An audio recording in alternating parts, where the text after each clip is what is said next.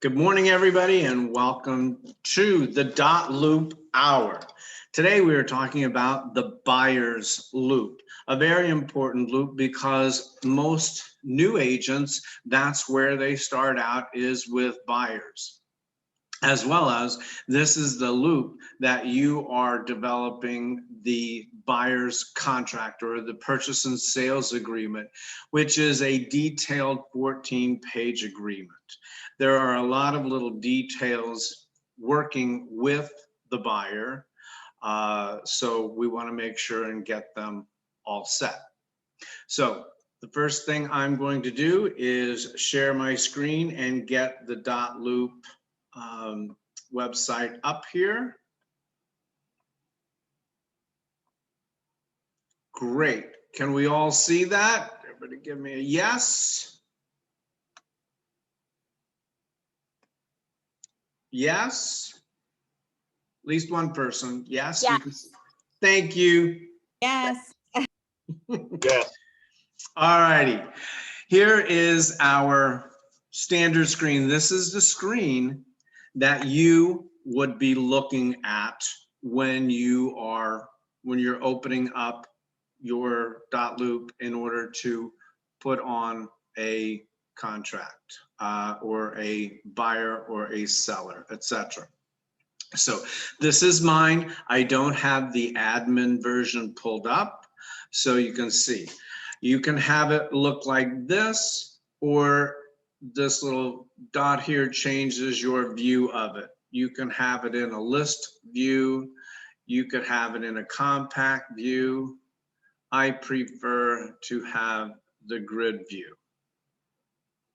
So the first thing you're going to do when you are beginning to work with a buyer, you have spoken with them, you have found out, again, very important to make sure that this buyer has been pre-qualified.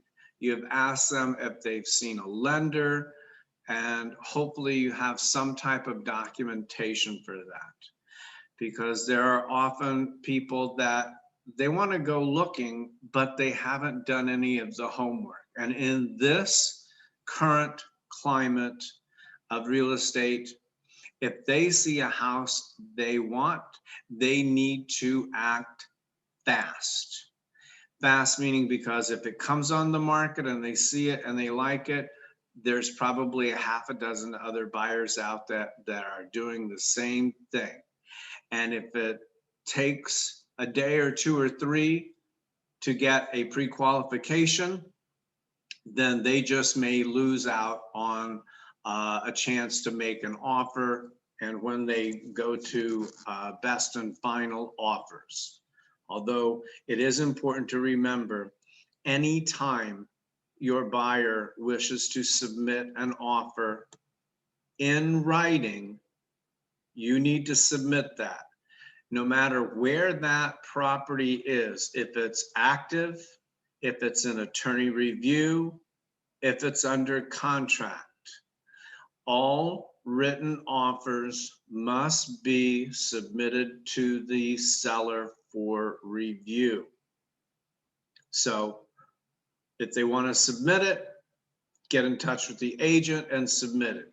They can tell you, well, it's already under contract. You can say, I understand. My buyer asked specifically to have this submitted, because there are times when under contract, the transaction will fall apart. And if your client has an offer in there, if I was a seller's agent and I had one that came in and it was there and they wanted to leave it there in case something happened, and something did happen between the buyer and the seller and everything fell apart, I'd call this agent that had this offer and say, hey, is your client still interested? Let me check this chat. It says, Debbie says, if your client doesn't want any more offers, do you need to submit? Yes. Even if your client says no more offers, the law is all written offers must be submitted to the seller.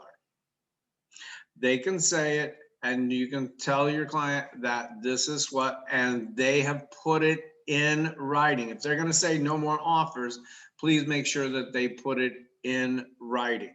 However, go ahead and present it to them.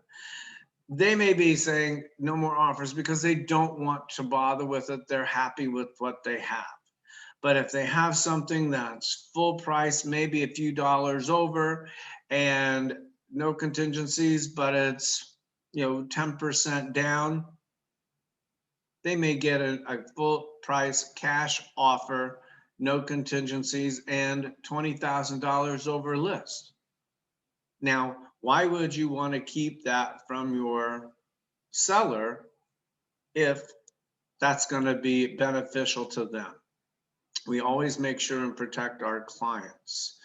And you, as a seller, if a buyer submitted that, even though your seller said no more offers, your job as a seller's agent is to treat the other party on the other side with honest and fair dealings. You owe your client a fiduciary responsibility of obedience, loyalty, disclosure, confidentiality, accountability, and reasonable care, but you do owe the other side of the transaction honesty and fair dealings. So do remember that.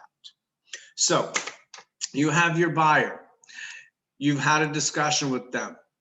The buyer has started to talk about their motivation and their money, how much they have to spend, what price range they're looking for. So those two key things, money and motivation, is the trigger for the consumer information statement. So when that gets triggered, you best get ready to start this loop. So make sure to add, you've got the different loops, make sure and go to the people section, people here, and start putting in people on your loop. All right. And if they're already there, great. If not, add that person because you want your clients added here.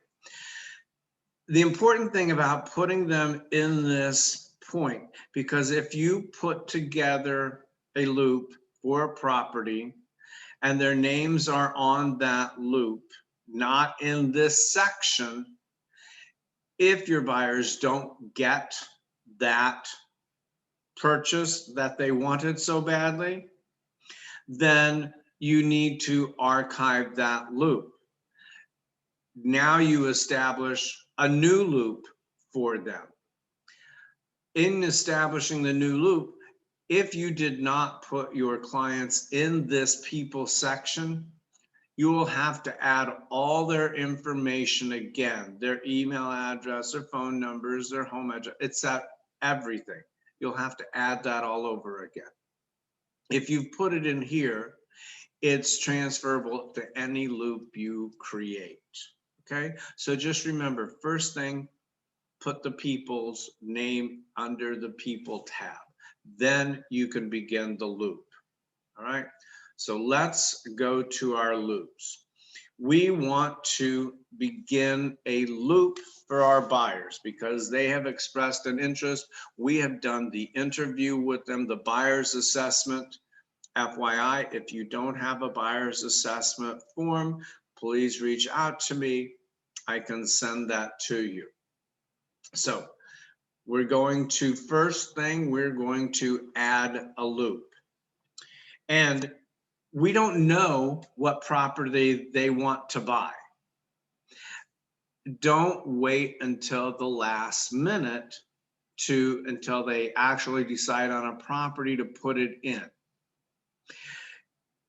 They don't have a property, but you want to get that loop established because there's some documentation you can get taken care of and put aside so it doesn't cause you any stress later on. So what we're going to do, we're going to just put in their names instead of an address. So we're going to have Joe, buyer. And we can put Joe's spouse down as well. We'll put Jim buyer as well. All right, so now we have a loop. There we go. So that's done. Now, normally you would see that's a property address. We don't have it. We're going to continue. The loop that we're working on here is a purchase loop. So we're going to put that in as a purchase. Go to next. Well, uploading a photo here would be uploading a photo of the property. That is an optional item. We don't have a photo of the property. If you were a seller, working as seller, you could upload a picture of their property, but again, that is optional. And we click done and we are finished. It is creating the loop. So Joe and Jim buyer here are doing a purchase. Now, the status that we are at is not done yet. However, most standard would be is a pre-offer. We don't have a price point yet. So let's view that loop to get started. And here it comes up. All right. So this is just a double check here. This is a purchase. So we're working with buyers. This is going to be a pre-offer. It won't change until we have an accepted offer and we go under contract. All right. And the details, we are now looking at the details. Or you can put in, add some extra information in here. But you don't have a lot of information left to put in here because we still don't have the property address. All right. So that can be worked with over time. Back to the loop. The first thing we see, as we see in every loop that we create, and oftentimes agents ignore this, I strongly urge you, do not ignore the dot loop checklist. It was put in place for an extremely important reason. So you, as the agent, would have something to check off to make sure you've got all the information completed. Oftentimes loops go to compliance. The admins are checking for compliance and there are items missing and incomplete. Had you looked through the dot loop checklist, you wouldn't be doing that. Please, guys, our admins are stretched thin. Let's give them some break. They're working really, really hard. So let's first look at this dot loop checklist. Now, again, at the top always is the general loop. The loop is created and named correctly. You've got the correct template selected, the correct status selected, price closing date. We don't have that yet. Documents sorted correctly by file. Remember that. By folder, remember that. We'll talk about that in a bit. If the documents were scanned in together, which you may have documents scanned in, attorney review letters you may have scanned in, you get an inspection report, scan that in, put that in the file folder, because all of this information is important to be keeping on file. The broker must keep a record of all these transactions for 6 years. If anything happens in 2, 3, 4 years with this transaction, something could come up. And unfortunately, you have gone off to either another company or you hit the lottery and you decided to stop selling real estate and go and relax in the Caribbean for the rest of your life. And certainly that's in my mind today, right? On this dreary day. So make sure that you have put all the documentation in here, because the broker, that means our brokers, Carrie and Tammy, they will have to pull this file and look through. And if they only have half the documents, where are they going to find the rest? They're going to have to seek you out. They shouldn't have to do this. This should be a complete file for the broker. So remember, attorney review documents, inspection report, any documentation relating to this transaction needs to be scanned in and put in this loop so you have a complete file on hand for the broker. Please, the broker does a tremendous amount for us. We can be respectful enough to make sure and do our jobs and get these files complete because the broker depends on them. So loop should be submitted for review when it's a new listing, MLS, then when the transaction goes under contract and when closed. Let's note that if this is a purchase, you're working with a buyer, the loop should be submitted when the transaction goes under contract. Then you submit that for review to MICA, but not until it's under contract. While it's still an attorney review, it could fall apart, so there's no need. When it goes under contract, when you change that status, that's when you submit it to review for MICA. If there are missing documents, at that point, we'll be alerted and we will be able to fix that. So it's not like you've closed, you're waiting on your commission check, and now you've got to scurry to find documents that you didn't get put in, and it delays your commission check. You don't want your check delayed. I wouldn't want my check delayed. Here are some of the other items that are included. Again, the CIS, the consent to dual agency, lead paint disclosure, amendment to the listing, the seller's disclosure. Others, we'll talk about that, and the contract. The contract is the key point for the buyer's loop. And all pages of the contract must be signed and initialed where indicated by all parties. Do make sure and double check that.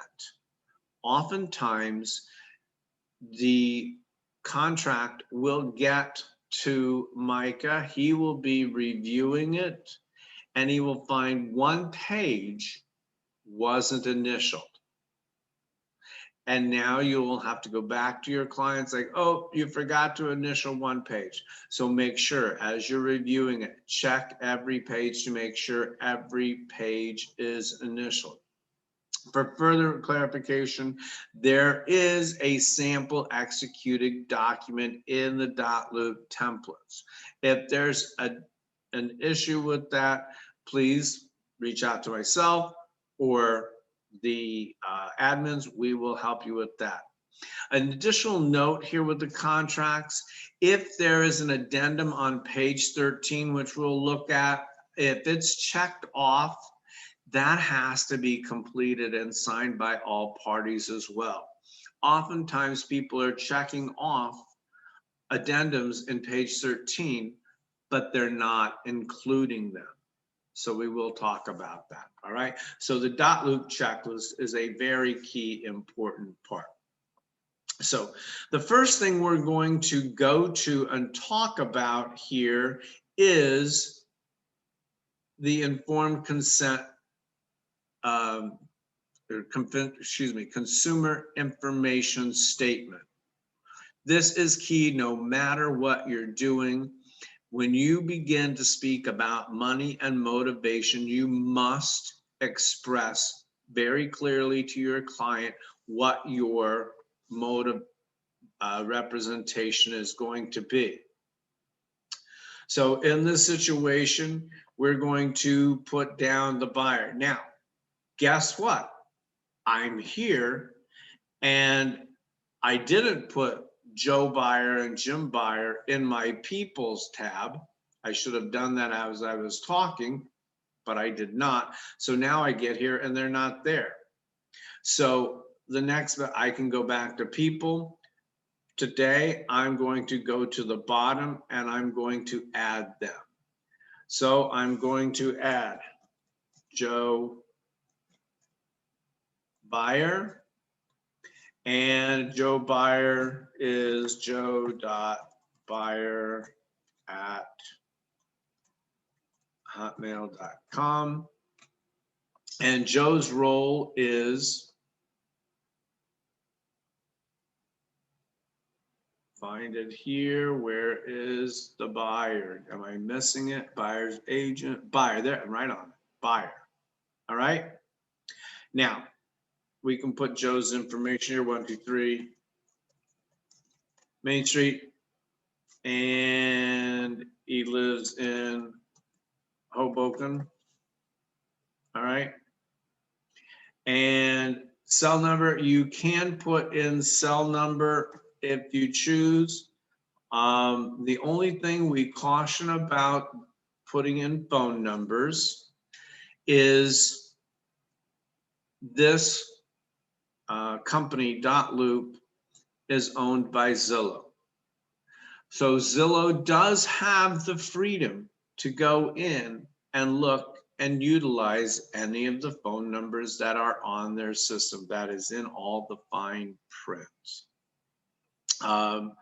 You can, if you choose to, you can send them an intro email by checking off this block and writing a simple message to them. Here it is. There is marital status. Marital status is not as important as in this state as it is in some other states as far as real estate ownership. So that doesn't necessarily need to be added in there. So we're going to add Joe Buyer. Now we want to make sure and add Joe's husband. So we're going to add James Buyer here as well, and his email, james.buyer@hotmail.com. And his role is buyer as well. Again, 123 Main Street and in Hoboken, New Jersey. And that is all we're going to add there, and we're going to add that person. Okay, so now we have those set up. Now, when we go back up here and we click on consumer information statement, we don't get the autofill button, but it is up here. Sometimes when you first bring up a form, autofill, it gives you that option immediately. If it doesn't give you that option in front of yourself before you open the form, there is this up here. So I'm going to click on autofill so I can make sure that Joe and James get in here, and I'm going to click autofill. Now their names are in here. This form you should briefly discuss with your client. You should have you can have a verbal discussion with this when you're having your first meeting and they start to talk about their motivation and their money. Just explain to them what a buyer's agent does, what a disclosed dual agent does, what a seller's agent does, and what a transaction broker does. Quickly, many people don't understand what transaction broker is. It is here very clearly in bold print, and just understand. A transaction broker does not promote the other party to the transaction, which means the transaction broker does not have a fiduciary responsibility to either party. If they are working, if you're working with this individual as a transaction broker, you're not required to keep confidential the information they give you. The best is to have it being represented as a buyer. So if I'm thinking of a transaction broker, most of the time it's the same thing as a buyer's agent, as a transaction broker, only the transaction broker does not have a fiduciary responsibility. Simple enough. So we have here, this one is for the buyers, not the sellers. I have noticed several times in loops that agents are sharing this form with the seller and vice versa. The seller's agent is sharing this form with the buyer's agent. That is inappropriate. This form is strictly between you and your client, whether it be the buyer and tenants or the seller and tenants, to get the signature. Do not have both the seller and the buyer sign off on it at the same time, because the seller has one loop, the buyer has a loop. Keep those separate, even though you may be working on as a disclosed dual agent working for both parties. Each has their own. So here we have Joe to sign and James to sign. You want to type in your name as the name of the licensee. And you want to check off buyer's agent and disclosed dual agent if the opportunity arises. I see these where it is checked off buyer's agent only, because you're putting it together right when you're putting in the purchase contract. So you think, well, I'm only representing as a buyer. Again, this form is to be completed at the very beginning of the conversation when they begin to talk about money and motivation, not when they finally decide on what property to buy. It's a little bit late. Your duty as an agent is to disclose the different relationships before you get into it. People are not well educated in the fine art of real estate sales. And the law is this must be presented on the initial conversation about money and motivation. So that we have just started today. That is why I'm creating the loop. And hopefully they won't come back to me tomorrow and say, John, April Fool, we're not buying a house. All right, that is done. We're sending this out for signature. A little note, the consumer information statement is not required by law to be signed. It is required by law to be given to the individual that you're working with, the client. By signing it, it does not mean that they are your client and locked into you. By signing this, they are acknowledging that they have received it, but this is a disclosure form, not a contract form. It is a disclosure form disclosing the different types of agency relationships. So if they are reluctant to sign it, just explain to them the law is that we have to provide it to you. It doesn't require a signature, but my broker requires a signature, just proof that we have provided it to you. But it does not in any way obligate you to work with us.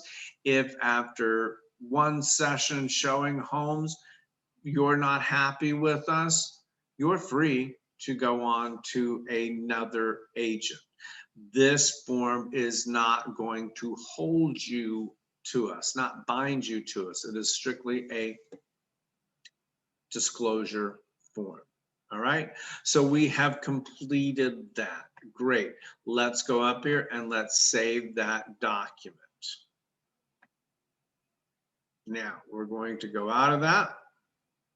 Do we want to share it? We do not want to share it right now. We do want to share it to, again, so we're going to click no here. And we're going to prepare the second form that should be sent at the same time as the consumer information statement. You've just explained that. Now we want to complete the informed consent to dual agency.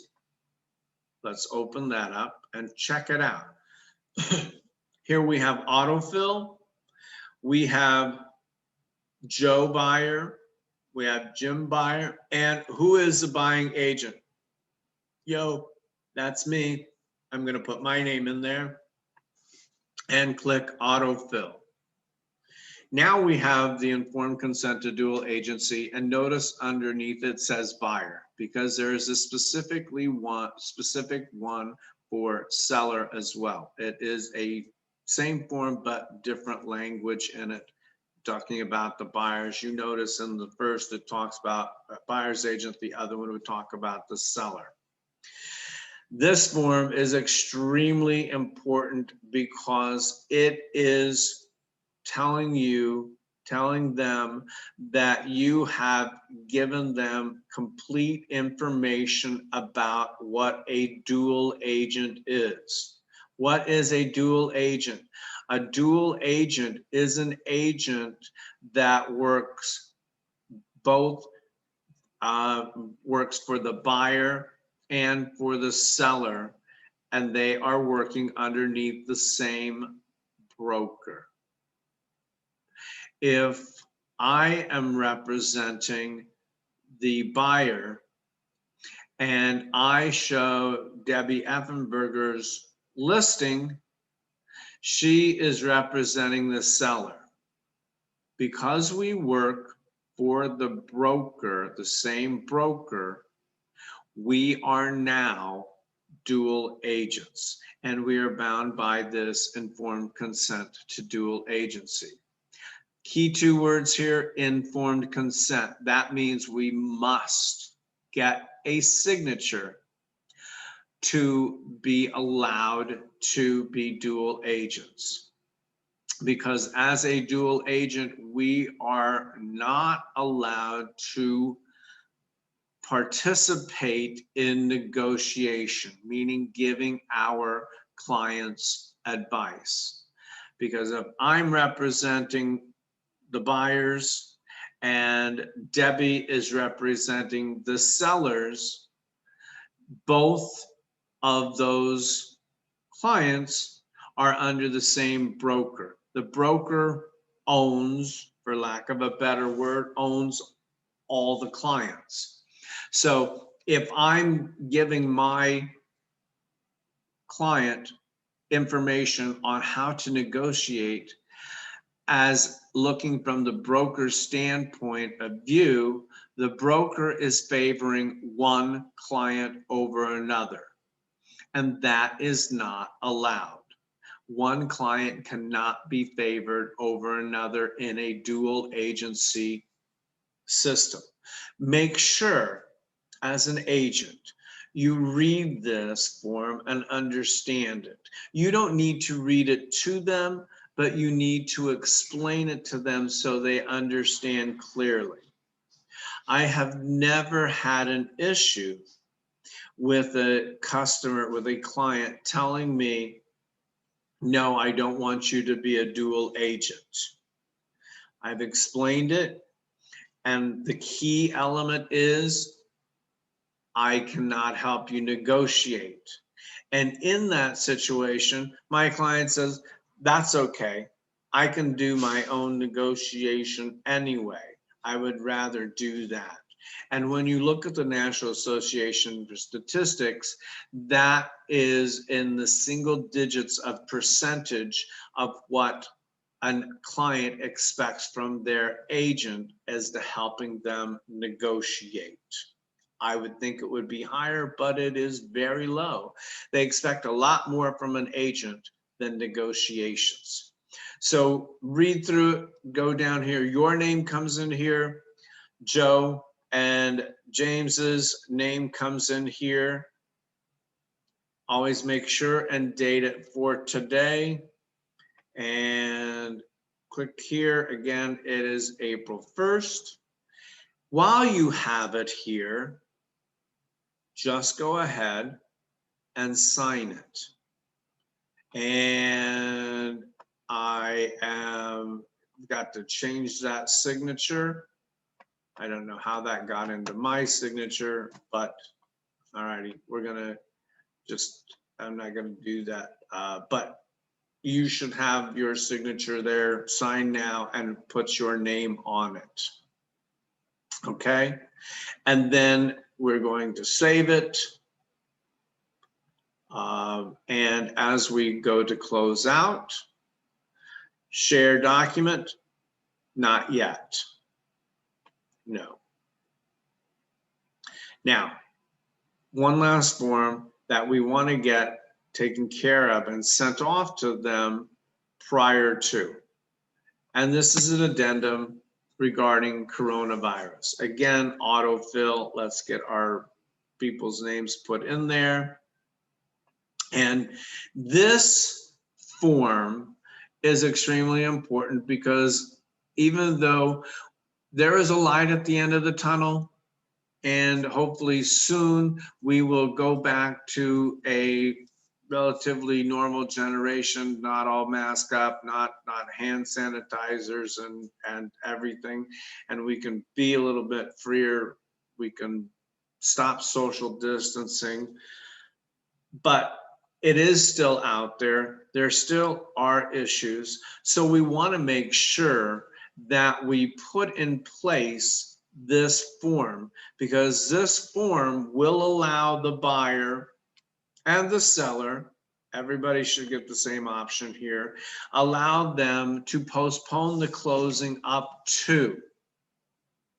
And I always like to put in 30 days here, which means if there is a circumstance where there is somebody has COVID and they can't close at the time, that's not an issue that will cause for time of the essence, and you don't close within 10 days, we're canceling the contract.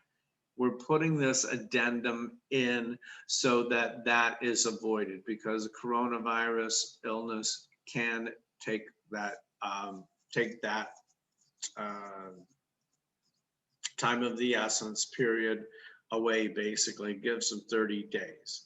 Number two, now if this is checked, if the buyer is unable to close on a loan and proceed to closing because of the buyer's loss of income from COVID, then they can get out of it without the risk of being sued by the seller. That's very important, because there still is that possibility that the buyer could lose their job due to COVID. The world is still a little bit unpredictable. So get that filled out at this point, get their signature on it, and save it. All right. So now we have completed this. I'm not going to share this yet because I want to go and I want to talk. We do not have a property for Joe and Jim. That has not been decided, but we have started the loop. So having sometimes owners, buyers, or sellers try to understand how to sign with an e-signature. Some people already know how to do it. They've done it before. It's not an issue. Other people, it's the first time they're seeing it, and so it can be a concern. So let's not have a delay when we absolutely need to get their signatures done in time, and time truly is of the essence when we're preparing that contract of sale. We need their signatures done and send it back to us so we can submit it within an hour or two. If we get a notice that we have 4 hours in which to get the highest and best offer in. The last thing we want to be doing is playing around with helping them understand how to sign this document. So, hey, if they have a little bit of practice at it, that's great. So what we're going to do is we're going to check off the addendum. We're going to check off the consumer information statement, And we're going to go down here and check off informed consent to dual agency. Now we have those three. Now we can share those with the buyers and get them to sign. We want to put in here, can sign, can sign. Is there somebody else? Do they have, are they brandy new, first-time home buyers in their early 20s, and their parents are really cautious and helping them out? Maybe more moral support than financial support, but they want to be involved to protect their children. You know what? I welcome that, because if you can take on the parents as well and win them over, it's going to be a better opportunity. They're going to work and help this transaction go through instead of be a thorn in your side every time you're doing something, working on this transaction. One important thing, before you share any of the documents, come down here to the bottom and click attach PDF to email. Attaching the PDF to the email is extremely important, because that allows them to have these documents in their possession. If you don't attach PDF to email, once they sign them, they will automatically be returned to you, returned to your loop, but it won't leave them with anything. So you want to make sure and check off that box, attach PDF to email, then they will have a copy of the document that they sign. So now we can share. And it's sharing. These documents have been shared. We're waiting on others. So that is done. They're not waiting on anybody else. We're done and we're completed. So let's now look to a few other things. Those things they said were required, absolutely. The other thing that's going to be required is the commission bill. We don't need to deal with that yet. We need to actually get to information, get to a property. So one thing that you may have asked them for and that you would like to get put in their file folder so it's ready and you're not waiting to the last minute is a pre-approval or proof of funds. But notice this is grayed out. So you need to add that file in there. So you're going to click add file. Where are you going to get it? Are you going to get it from the computer or templates? Well, pre-approval or proof of funds is not a template. That is something that they have emailed to you. You have downloaded and saved to your computer. So you want to pull it from the computer.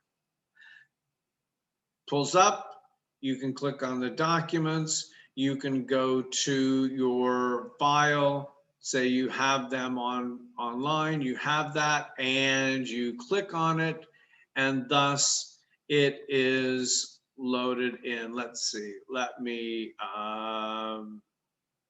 where was it? I thought I saw one in here that I can put in. Client and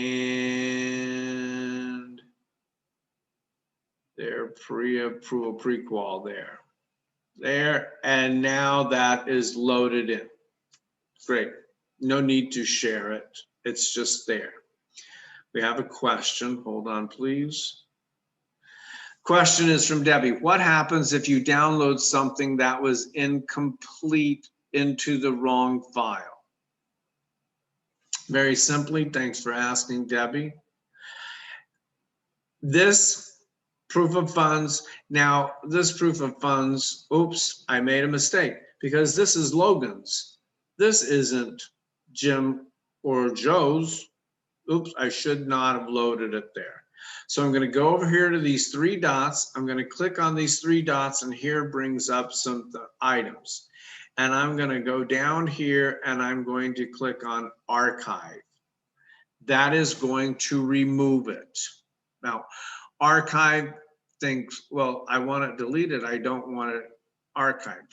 As far as .loop, it's the same thing. It's archived, is delete. The best thing about it is if you accidentally archive something and you need it back, you can go and you can unarchive something and bring it back. So it's not gone forever. All right. The lead paint disclosure, if the property is younger than 1978, it is not required. The property is older than 1978, no matter whether it's had a gut renovation or not, it needs to be there. So if you need it, add file. This is coming from the templates. Go here to make sure, this is a step people often forget. Go to O'Brien Realty Documents. That's where you're going to find all these things that you need to add. In this search bar up here, just begin to type lead and it will come up. You're looking for the lead paint for a contract, not for a lease. Make sure you get the correct one. Oh, and by the way, here is the lead paint pamphlet as well, which you will need. So click on that, click copy. It is imported. It is now there in your file. Now, as a buyer's agent, you don't necessarily need to be doing this because this should have been done by the seller. However, let's say that the other agent is not as sharp as you are and they did not complete one, and you're submitting the offer. Pull it down and fill it out and then send it to the seller and say, I noticed there was not a lead-based paint disclosure attached. So could you please have your client complete this and send it back so we can have this as part of the file? Simply done. This is more important for the seller because as a seller's agent, you need to complete this. As a buyer's agent, you should be waiting to, you should be able to go to the MLS and download it and then bring it into the file. If you're bringing this into the file in order to sign, I'm going to show you how to do that. You're going to pull it up and you should be able to put it in the file as a document. Not, hopefully it's not a PDF and it's there and you can fill that in. Now the property address, you'll fill in that property address. And notice this top part is not completed because this top part is for the sellers, not for the buyer. The buyer is down here. Now, look, it's not filled out. What you need to do is you need to be able to put the buyer's initials in there, because if it's coming from another agent, it won't be pre-filled. You'll be able to download it and you should be able to download it and submit it along with the purchase contract.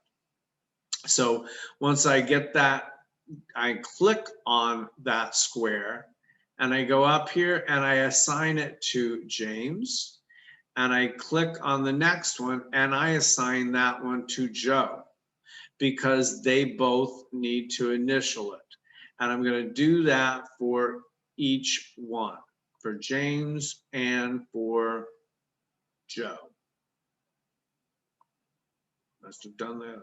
There we go. Oops, I didn't click on it. Click on it so it turns green. Now you can get it in there. And last but not least, we're going to do this once again. James, click on it so it turns green. And Joe, buyer, and ask them before you submit it to them, do you want a 10-day opportunity to conduct a risk assessment and inspection, or are you waiving that? Because if you do that, you can check off the box and say, you know what, waive it, we don't care. We don't have children and we're not worried about lead paint. So they check that box off. Now make sure that they can sign it.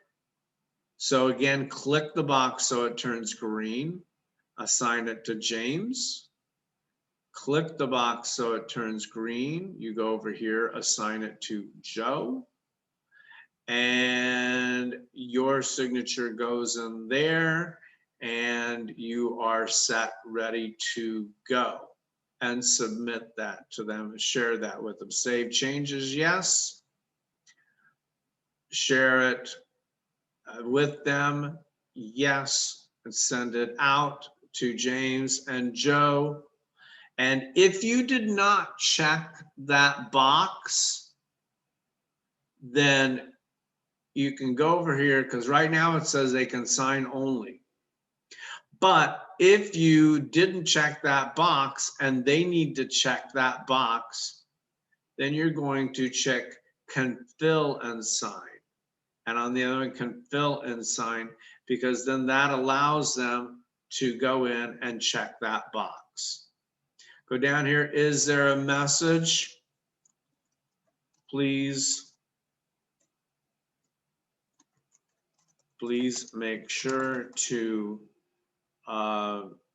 check all boxes for signatures and initials.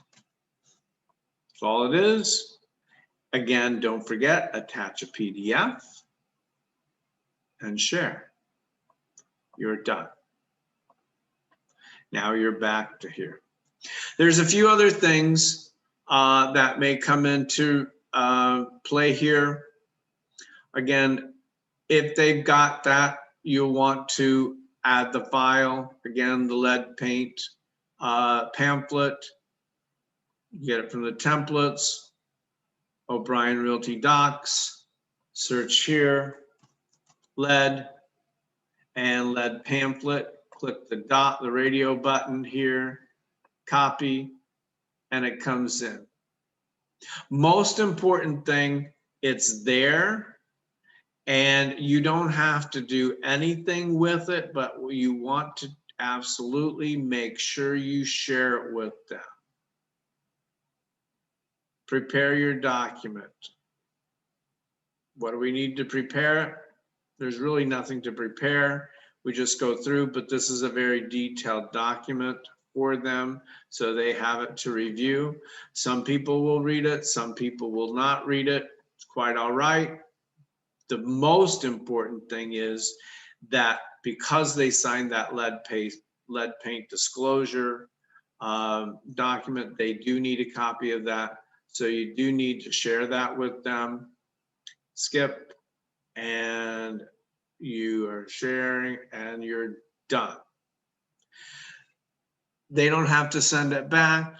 You don't have to attach as a PDF. But if there is ever a question, it is going to say here that it was shared. It should say that. Skip, and why is it not? Maybe I didn't do that. Let's check, make sure. Not shared. Share, maybe I have to prepare it. There's nothing. Click on the boxes, John. What? You just got to click on the box with the names, I think. Is the box with the names? Okay, I didn't see a box with names here. Thanks for that assistance. There's no autofill. No, it was I'm gonna go back. when you went to share it, right before you hit send, John and Jim, you got to click on their names. Okay. Let's go back. I went back too far. And share. So just skip. Skip. Oh, check. Hey, thanks everybody. See, you guys are smart. Love that. You're catching this. And we've done it. Yay. All right, good. Done. Question. Handle this question. And all righty. Question. For an estate where the executor never lived there, do we need to have any inspections for this? The Again, if the home is built before 1978, this form must be completed by the seller, whether they live there or not, because if it was built before 1978, even if the owner has no idea, or if the person has no idea, it still must be checked off. And there are boxes that say that they check off. They don't know if there is lead paint, but if they have records, they will share them. So it does have to be. It is a federal law for them to fill this out. So yes, everybody has to do it, whether there's an inspection or not. It's a federal law to complete that document. So with this buyer's loop, there are a few other things here, and I'm going to address those in the next session when I address the contract for sale.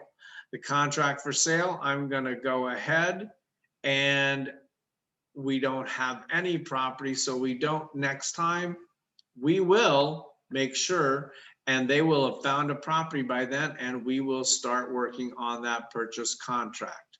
Question, Brian says, should the pamphlet be shared with the disclosure form or separately? It's really great to share them both at the same time. Should I have done that? Yeah, I should have. I didn't. I shared them separately, but you're right, Brian. They probably should go off at the same time, but they just have to make sure that they do get shared.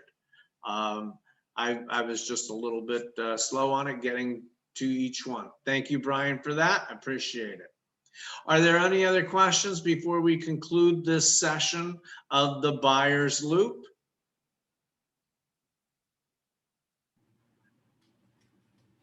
The buyer's loop part 2 will be our next session, and we will have a property that Joe and Jim are purchasing. And so then we will add that. We will show how you change the name of the loop. We will show how to prepare the contract and submit it. But now they already have the preliminary documents.